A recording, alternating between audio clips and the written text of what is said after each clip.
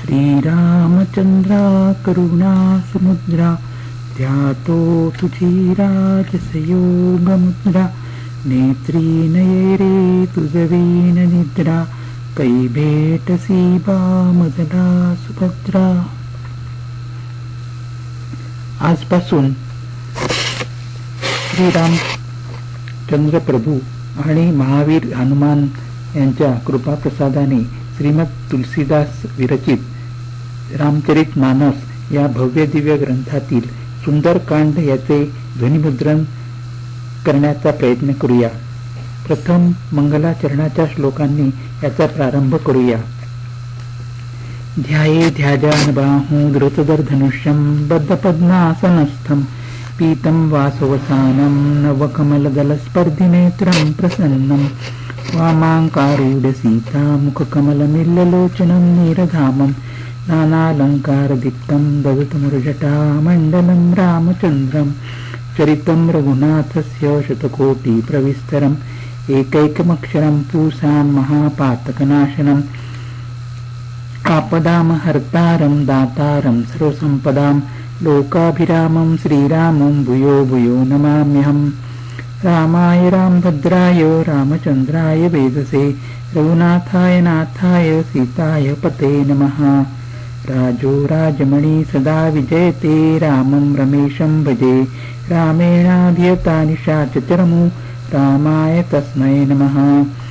रामानास्ति परायणं परतरं रामस्य दास्योऽस्म्यहं रामे चित्तलया सदा भवतु मे भो राम मामुद्धर.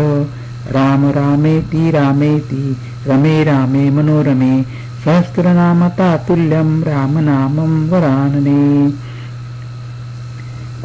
कूजतं राम रामेति मधुरं मधुराष्टकम् आरुह्य कविता शाखा वन्दे वाल्मीकि कोकिलं लोकाभिरामं रणरङ्गधीरं राजीवनेत्रं रघुवंशनाथं कारुण्यरूपं करुणाकरान्तं श्रीरामचन्द्रं शरणं प्रपद्ये. मनोजवं मारुतितुल्यवेगं जितेन्द्रियं बुद्धिमत्तावरिष्ठं वातात्मजं वानरयूथमुख्यं श्रीरामदूतं शरणं प्रपद्ये.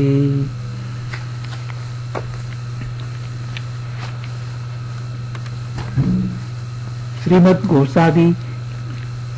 गोस्वामी तुलसीदास विरचित रामचरित मानस या भव्य दिव्य ग्रंथातील सुंदरकांड यात श्रीराम भक्त हनुमंत याचे गुण, महान महात्म्य, प्रभाव आणि अगम्य लीला यांचे मोठे रसाळ वर्णन आले आहे. श्री तुलसीदास म्हणतात, याच्या पठण आणि श्रवणाने कलियुगाच्या दोषांचा परिहार होऊन हनुमंताची भक्ती म्हणजे रामकृपेची प्राप्ती होते. अंगद, जांबुवंत, हनुमान, नील, नल असे नामवंत वानर सेनापती सीतेचा शोध करीत समुद्र किनारी येऊन पोचले. येथे एक शुभ घटना घडली. जटायू पक्षाचा ज्येष्ठ बंधू संपाती या वानरसेनेला भेटला आणि त्याने आपल्या दिव्य दृष्टीने पाहिले की सीता लंकेतील अशोकवनात बसलेली आहे. या बातमीने त्या सेनेमध्ये उत्साहाचे वारे वाहू लागले. यावेळी वृक्षराज जांबुवंत हनुमंतास म्हणाला, हे हनुमंता, तू गप्प का बसला आहेस? तू पवनपुत्र असून पित्या समान बलवान आहेस. तू तर बुद्धी, विवेक आणि विज्ञान यांनी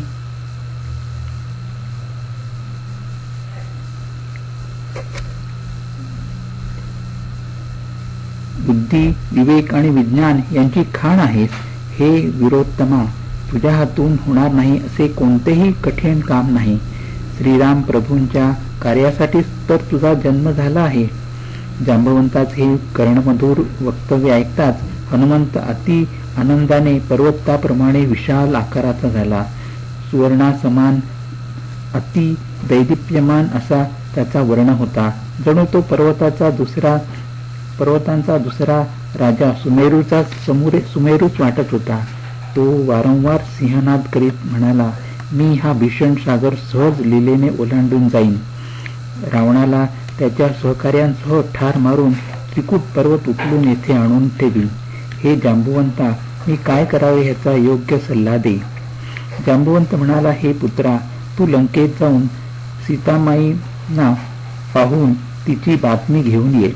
नंतर कमलनयन श्रीराम आपल्या बाहुबलाने राक्षसांना मारून सीतेला परत घेऊन येतील. ते केवळ लीला म्हणून वानरसेना बरोबर घेतील. तुलसीदास म्हणतात, श्रीरामचंद्र प्रभू वानर सेनेस घेऊन ज्यावेळी समस्त राक्षसा सेनेसह दुष्ट रावणाचा संहार करून सीतेसह येतील, त्यावेळी सूर मुनी नारदादी त्रैलोक्यास पावन करणाऱ्या भगवंतांच्या सुंदर कीर्तीचे वर्णन करू लागतील. हे ऐकल्याने, गायल्याने, अनेकांना सांगितल्याने आणि समजून घेतल्याने मनुष्याला परमपद प्राप्त होते. रघुवीरांची कीर्ती ही भवरूपी रोगाचे म्हणजे जन्ममरण दुःखाचे प्रभावी औषध आहे. जे स्त्री पुरुष हे श्रवण करतील त्यांचे सर्व मनोरथ भगवान श्रीराम पूर्ण करतील. नीलकमळाप्रमाणे श्यामल शरीर असलेल्या, कोट्यावधी कामदेवांपेक्षाही अधिक सुंदर असलेल्या, शांत, सनातन, अप्रमेय, निष्पाप, मोक्षरूप, परमशांती देणाऱ्या श्रीरामचंद्र प्रभूंना तुलसीदास सुंदरकांडाच्या प्रारंभी वंदन करतात. ते पुढे म्हणतात, हे रघुनाथा, मी सत्य सांगतो, तू सर्वांचा अंतरात्मा आहेस. माझ्या हृदयात इतर कोणतीही इच्छा नाही. हे रघुकुल श्रेष्ठा, मला आपली संपूर्ण भक्ती दे आणि माझे मन काम इत्यादी दोषांपासून रहित कर. तुलसीदास पुढे म्हणतात, अतुल बलधाम सुवर्ण पर्वताप्रमाणे कांतियुक्त देहधारी दैत्यरूपी वनाचा नाश करण्यासाठी अग्निरूप असलेल्या ज्ञानी पुरुषांमध्ये अग्रगण्य, समस्त गुणांचे निधान, वानरांचे स्वामी आणि श्री रघुनाथांचा अतिप्रिय भक्त असलेल्या पवनपुत्र हनुमंतास मी नमस्कार करतो.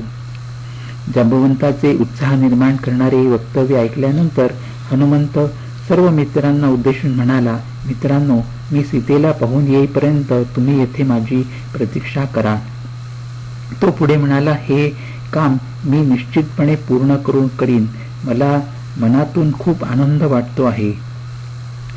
हनुमंताने सर्व ज्येष्ठ वानरांना नमस्कार केला आणि अतिआनंदाने श्रीरामांचे कार्य करण्यास तो निघाला.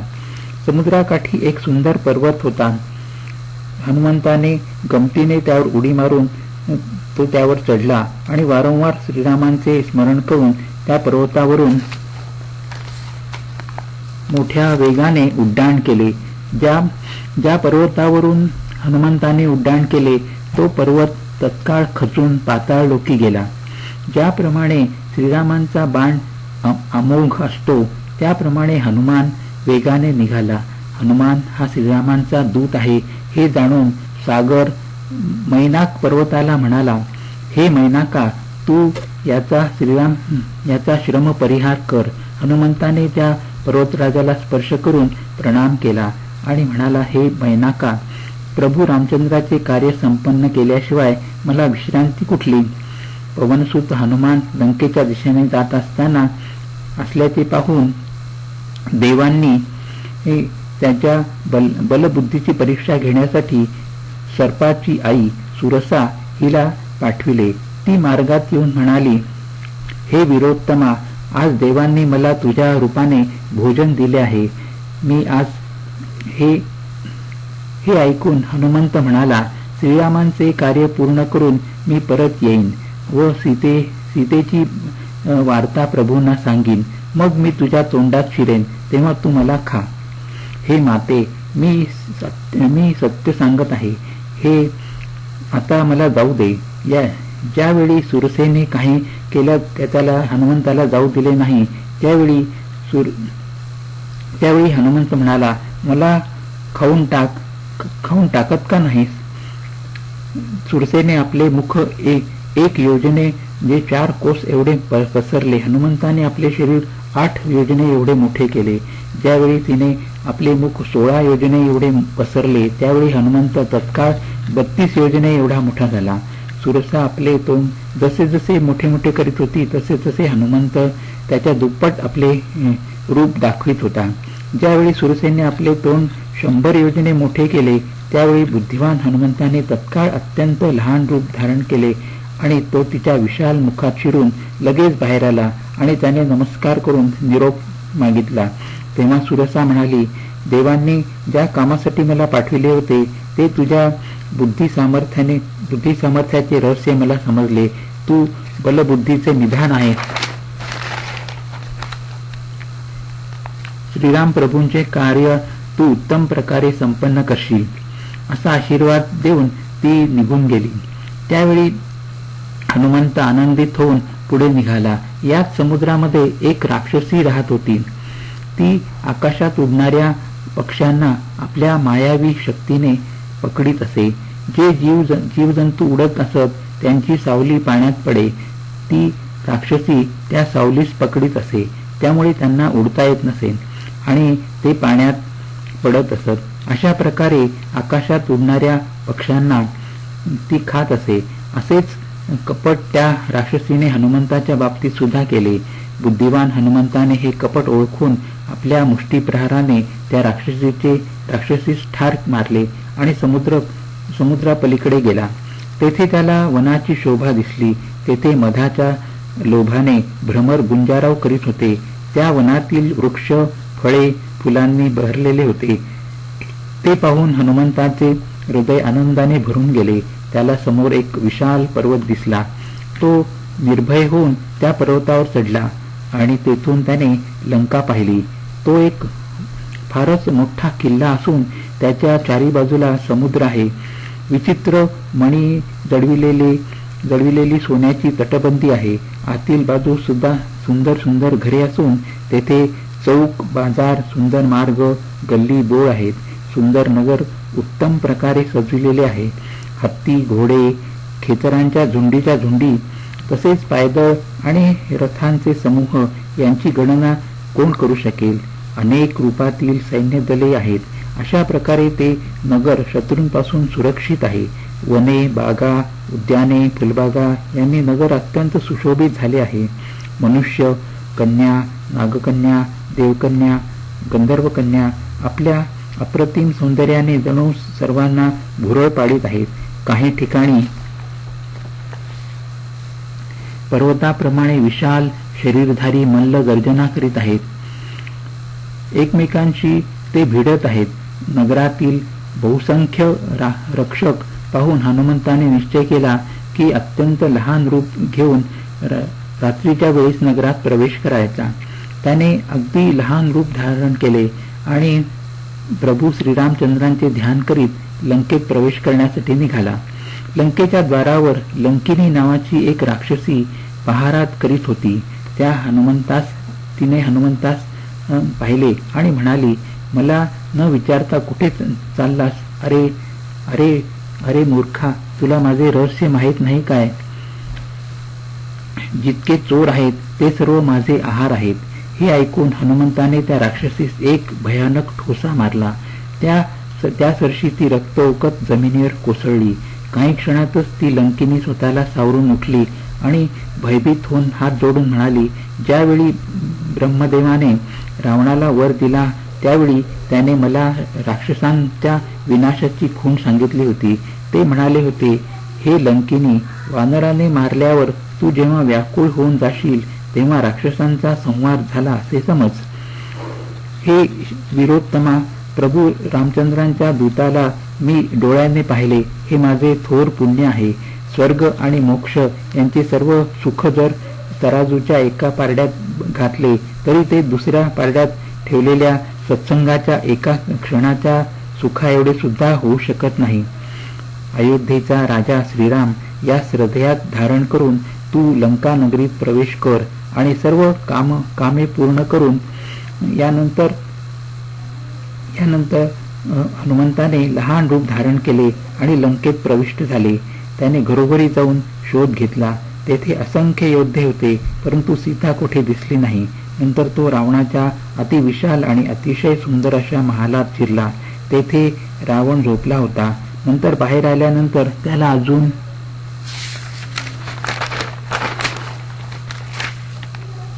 एक सुंदर महाल दिसला.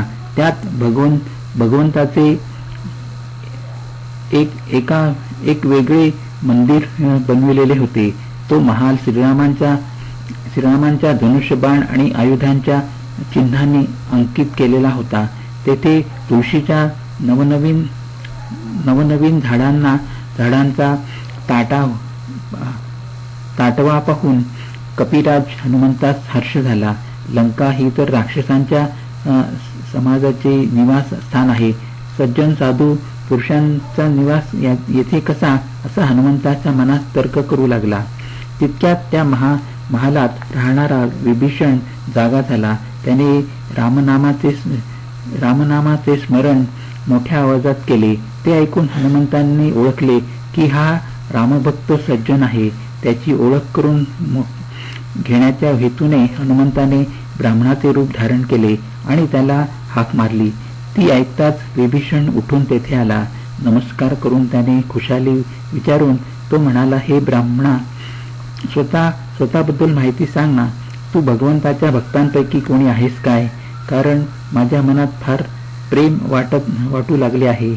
अथवा तू दीन जनांवर प्रेम करणारा स्वतः श्रीरामच आहेस की काय? आणि दर्शन देऊन मला भाग्यवान करण्यासाठी आला आहेस काय? त्यावेळी हनुमंताने श्रीरामांची सर्व वार्ता सांगून स्वतःचे नाव सांगितले. ते ऐकताच दोघांचे देह पुलकित झाले आणि श्रीरामांच्या गुणांचे स्मरण केल्याने दोघांची मने प्रेम आणि आनंदाने भरून गेली. विभीषण म्हणाला, हे हनुमंता, माझी परिस्थिती ऐकून घे. ज्याप्रमाणे तीक्ष्ण दातांच्या मध्ये बिचारी जीभ घाबरून राहत असते, त्याप्रमाणे माझी अवस्था आहे. सूर्यवंशाचे नाथ श्रीराम माझ्यावर कृपा करतील काय? राक्षसांचा तामस देह असल्याने माझ्याकडून साधन तर होत नाही आणि प्रभू श्रीरामचंद्रांच्या चरणकमलाविषयी मनात प्रेमही नाही. हे पवनसुता श्रीराम माझ्यावर आता कृपा करतील असा मला विश्वास वाटू लागला आहे. श्रीराम प्रभूंची कृपा माझ्यावर आहे, कारण हरिकृपेविना संतांची भेट होत नाही. श्रीरामांनी कृपा केली, त्यामुळेच तू मला आपणहून मुद्दाम दर्शन दिलेस ना. त्यावेळी हनुमंत म्हणाला, विभीषणा, ऐक, आपल्या सेवकांवर नेहमी प्रेम करणे ही तर प्रभूंची सामान्य रीतच आहे.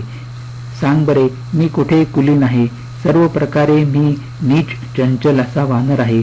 सकाळी आमचे नाव घेणाऱ्याला त्या दिवशी खायला सुद्धा मिळत नाही. हे मित्रा, ऐक, मी असा अधम आहे, तरी सुद्धा प्रभू रामाने माझ्यावर कृपा केली आहे ना. भगवंतांच्या गुणाचे वर्णन करताना हनुमंताच्या नेत्रात प्रेमाचे अश्रू दाटून आले होते.